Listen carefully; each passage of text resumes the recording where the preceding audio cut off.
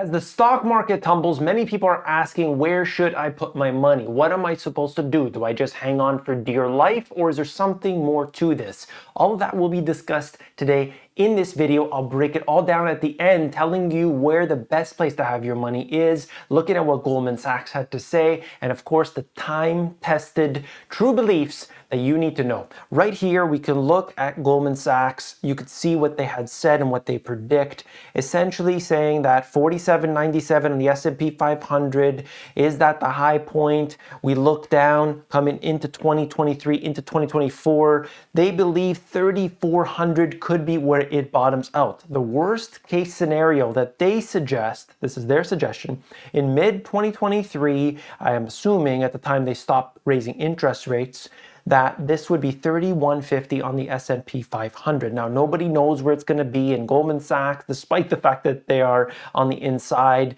There are only these projections, and analysts always have this, and they have to decide for themselves what is the right number to predict. Because if they look at this over time and they see, Goldman Sachs is never correct, well, then nobody's going to trust them. These are people that you got to know that they have clients' money at stake. So if they're always incorrect, then clients are going to take their money elsewhere. Of course, we've got to understand what Goldman Sachs is, and we know the connection with government and so on. But this is important to look at what they say, simply because where we are encountering this situation is very difficult for a lot of people, whether you're on the high end of the spectrum or on the lower end. Okay, so looking here, you will see that basically the soft landing analogy, as well as the hard landing, where is it going to all end up?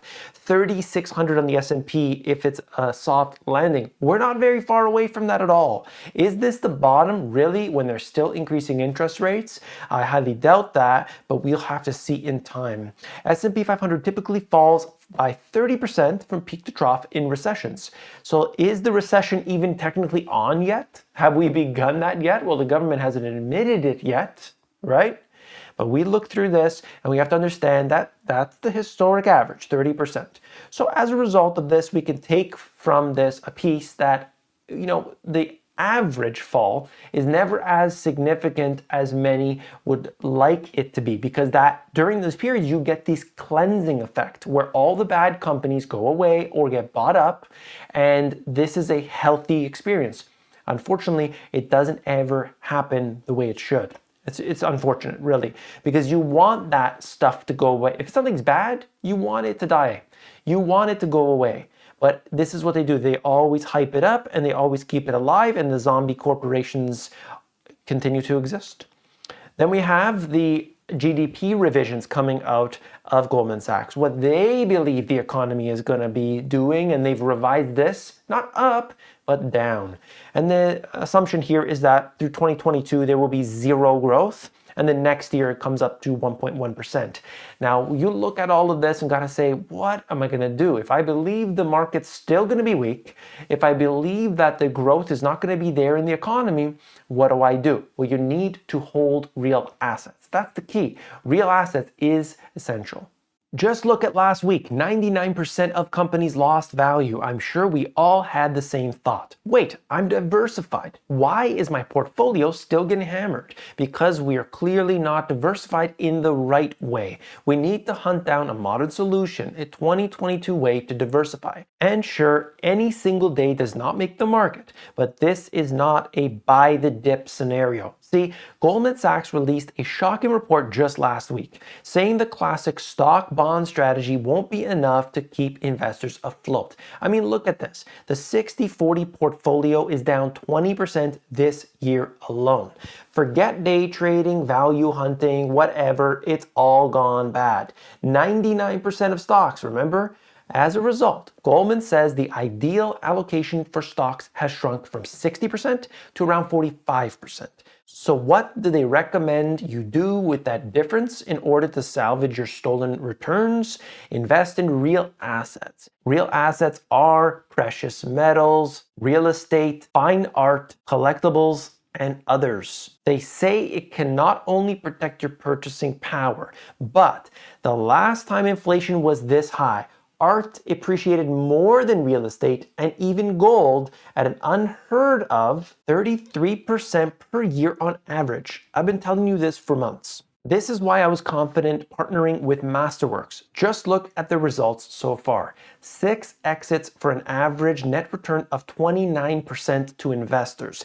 Can you name a stock or a firm name that's delivered 29% to investors, even during COVID and a bear market? Heck, some of you guys who have already signed up saw their exit just a month ago for a 33.1% return.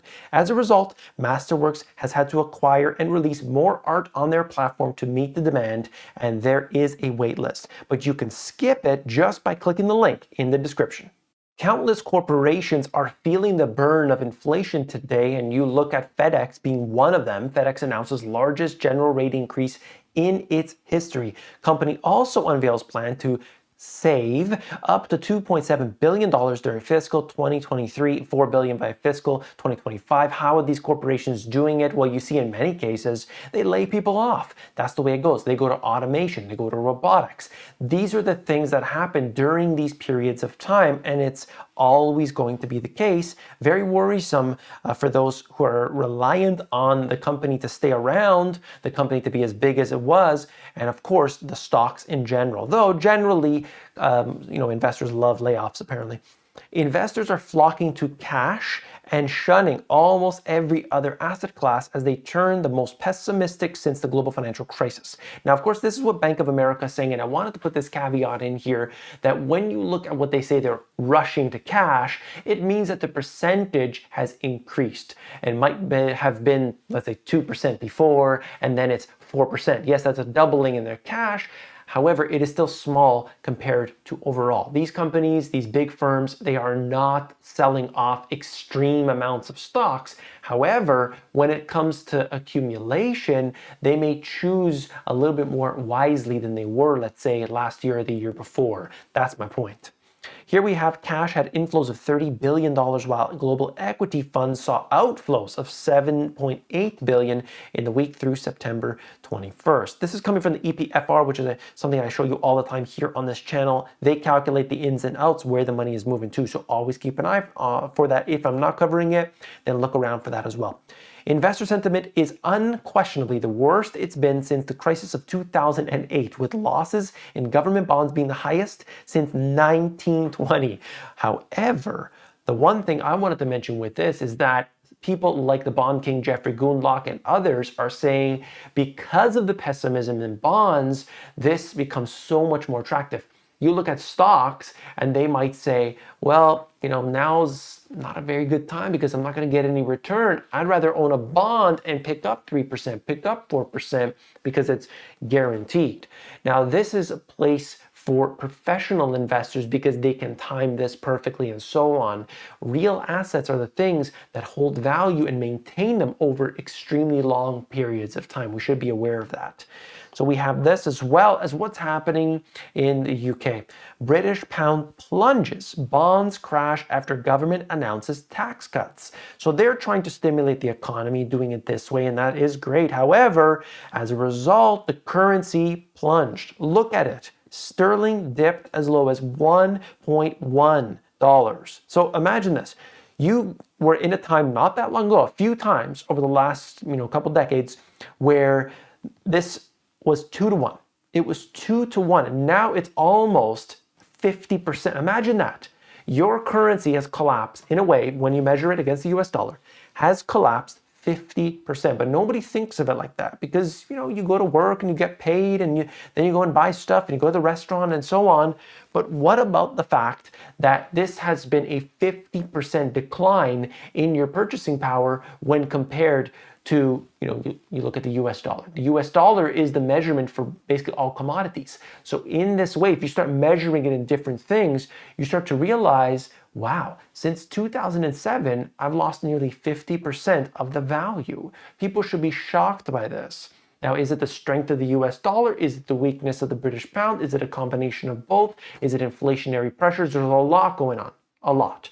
But we need to understand, if we were holding real assets through this period, we would be doing much better instead of sitting in cash all the time. Though there is an argument for holding some cash through these periods, but we want to weather the storm. If we believe that we are here in this period, we want to watch out. We want to be very careful about that.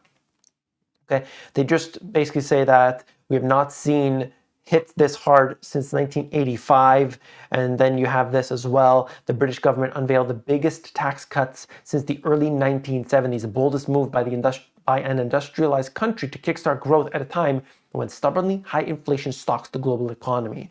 So while some other countries are saying, we're going to increase taxes, that's the solution, the UK is basically doing something very different, British government. So they are the ones that are kind of, let's say, trying to break the mold, if you will.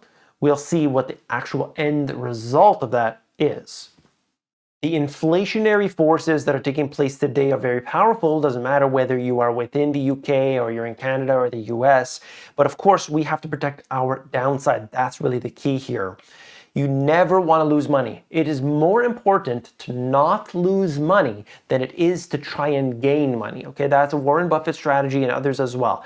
Protect your downside. Okay, that's the most important thing. We got to stress that. Protect your downside risk instead of always trying to have maximum appreciation. And you see that generally with amateurs where they are trying to maximize what they can bring in, usually because they don't have too much, or the more likely scenario is they don't have the experience. Hold real assets to maintain your purchasing power. So, you're going to have a mix. You're going to have different things over time. I have a very, varied degree of, different assets that I have. All different types of real assets, okay? I've got a little bit of Masterworks, I got a little bit of precious metal, I got a little bit of business, I got a little bit of physical, this and that, always. Why do I do that? It's because I want to have this diversification and I am willing to accept lower appreciation if that's the way it goes. I want to be able to protect my downside and I'd rather have something than not have it. That's just the way I look at it. Look at the assets of the wealthy and understand why they buy what they do and if anything has changed in their paradigm over the years. Do they buy other things? Do you see the Rothschilds buying out, going out there and buying Peloton? Are they going out there and buying whatever the case may be, whatever's the hot stock today? It doesn't seem like that's the case, okay? These individuals, the very elite, the wealthy, so-called elite wealthy people, they are out there buying the same tried and true things. They are buying what they believe is physical, that they believe will hold value because they can bring that and pass that down generation to generation, okay? So this is important. We should be paying attention. Protect your downside. That's the message for today. If you appreciated this message, you definitely want to hit that subscribe button down below and I will bring you the latest and greatest tomorrow. Take care.